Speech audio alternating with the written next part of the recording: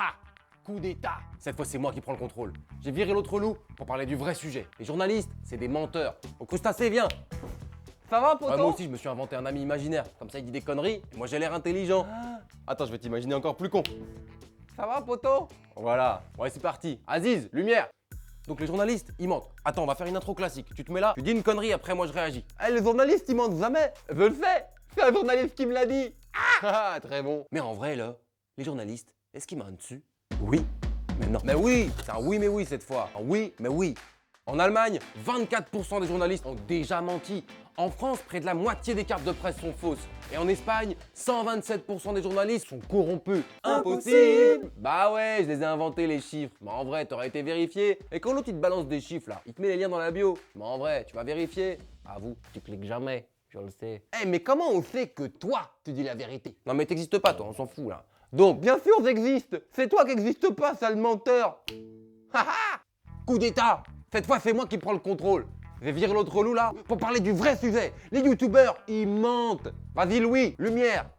Allez, viens Parmentier. C'est mon ami imaginaire. C'est un dingue. T'es qui toi? Bah et toi t'es qui? Ouais.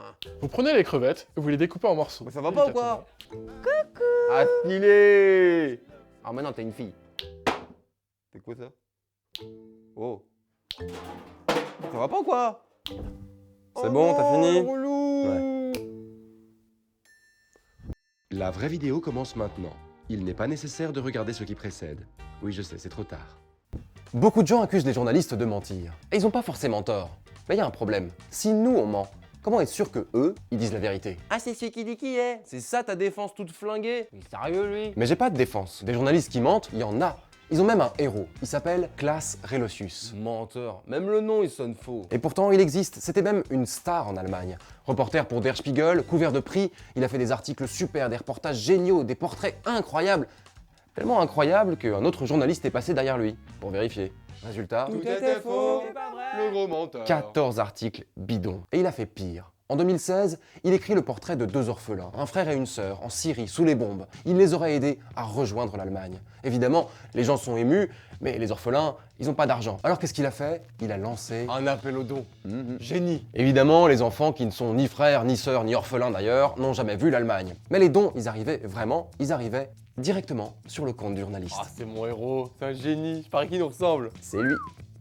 Ah, mais il est roux. Ah, c'est pour ça qu'il est malhonnête. Bref, oui, il y a des journalistes qui mentent. Mais pas éternellement, parce qu'ils finissent toujours par se faire griller par les autres journalistes. La brebis galeuse, c'est ça ton excuse pourrie. Eh, l'autre fois, je faisais du feu, je déchire un journal, c'était La Croix. Bête de journal, hein, par ailleurs. Eh ben, La Croix, il mesure la confiance dans les journalistes. Tu sais quel score vous avez? Hein? Autour de 45%. Mais non! Ça c'est pour la télé, la radio, les journaux, les vrais journalistes. Mais sur internet, les mecs comme toi, vous avez un truc genre 24%. Mais personne vous croit, tout le monde sait, vous êtes des mythos. Alors me fais pas croire que c'est la faute d'un Allemand que personne connaît.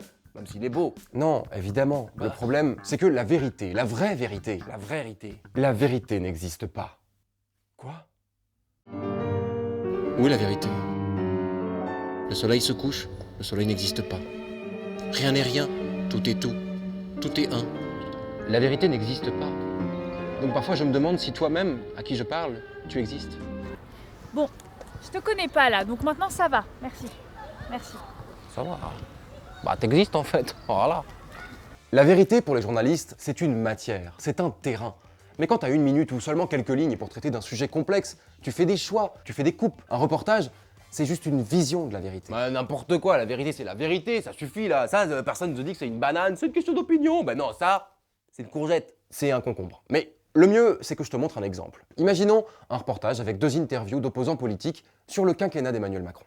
C'est clair, le président a appauvri le pays. C'est faux. 950 000 emplois ont été créés en 4 ans. Manifestement, le président a enrichi le pays. Bah, il est super le président. Maintenant, regarde les deux mêmes interviews, montées différemment. Manifestement, le président a enrichi le pays. Non, c'est complètement faux. Les 5% de plus pauvres ont vu leur niveau de vie baisser sous le quinquennat. C'est clair, le président a appauvri le pays. Ah, il est pas super le président. Pourtant, dans les deux cas, les chiffres sont vrais. Mais selon ce que tu coupes, ce que tu gardes, la façon dont tu montes les choses, le ressenti est différent. Même le fait que je vous ai montré ces deux vidéos dans un ordre et pas dans l'autre, ça va changer ce que vous en pensez à la fin. Donc, elle est où la vérité au final? Dans le premier ou dans le deuxième extrait? Bah Non, non, premier, c'est la vérité ou c'est ton opinion? Je sais pas moi, vas-y tu me casses la tête. Tu sais quoi, je vais manger ma banane. Bref, des journalistes objectifs, je crois que c'est un mythe, ça n'existe pas. On a tous nos biais, nos opinions, même parfois de manière inconsciente. Rien à voir avec le fait que les milliardaires possèdent la majorité des journaux. Non. Non, bien sûr, c'est important, ça veut pas dire que les milliardaires nous écrivent nos articles. Mais bien sûr, ça compte, il y a certaines enquêtes qui sont plus difficiles à faire, surtout quand l'actionnaire est interventionniste. Je pense que j'ai pas besoin de citer un nom, je crois que vous voyez. Bon, voilà. Et j'ai quand même une bonne nouvelle. Il y a 34 000 cartes de presse en France. C'est ça notre richesse. Tu vas pas être d'accord avec tous les journaux, tous les médias, mais en diversifiant tes sources, en allant t'abreuver à plusieurs sources, tu vas pouvoir te faire ton opinion, ta vision de la vérité. Vachement intéressant parce que moi l'autre jour je disais un truc. Non mais Wow. casse-toi, toi. Non, mais justement, Toi, écoutons une opinion différente. Crustacé, c'est ça Qu'est-ce que tu penses quand tu entends tout ça? Qu'est-ce qui te vient? Crustacé. Oh, il a raison. Crustacé, Voilà, c'est divers. Attends, juste un dernier truc. Je parlais de diversité dans les médias, pour qu'il y en ait vraiment, ce serait bien qu'il y ait de la diversité chez les journalistes. Et pour l'instant, soyons francs, c'est pas le cas. La moitié d'entre nous vient d'un milieu favorisé. Alors si tu regardes cette vidéo et que tu te dis que tu as envie d'être journaliste mais que c'est pas pour toi, il y a des prépas qui sont gratuites, réservées aux boursiers et qui te forment aux écoles de journalisme. Et elles sont super. On te file tous les liens dans la bio si ça t'intéresse. D'accord, j'hésiterai pas. Merci d'avoir suivi cette vidéo. Ciao. Grâce à Crustacé, le journalisme, ça va sonder mon pote. Non.